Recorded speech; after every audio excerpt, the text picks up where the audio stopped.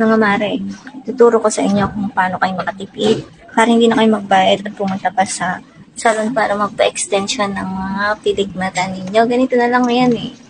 Kasi yan, actually yan, binili ko yan sa Pilipinas. Tapos, nung nagbakasyon ako, tapos nila ko siya rito.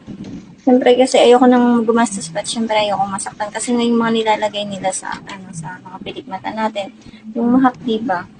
Pero yan, napaka-easy lang siya. Bibili ka lang ng sa online, sa Shopee, or kasi nakita ko rin siya sa Timo. So, hindi na ako mag-worry kahit maubusan ako. So, kailangan ko bumili sa Timo na lang ako mag-order. So, ang kailangan nyo lang gawin, kasi na yung kompleto na siya, may band, may seal, just pang, kung gusto mo naman lang siyang tanggalin, gusto mo magpalit araw-araw, meron naman siyang pangtanggal. So, ngayon, tanggalin nyo lang siya, pero naman siya, after mga 3, kasi yung akin, maabot siya ng 1 week. Kaya okay naman siya, good naman siya.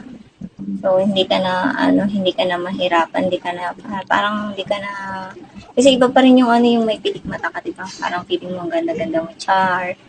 Tapos, mas iba kasi talaga pag may may naka-eyelashes ka ba? Parang ganun, kahit hindi ka na mag-mascara, maganda na yan siya sa mata natin.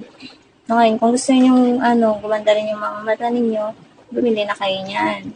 Kasi maganda siya. Hindi na kayo yung bibili ng yung ididikit nyo lang. Yan, okay na yan. Pak na pak yan, mga manis.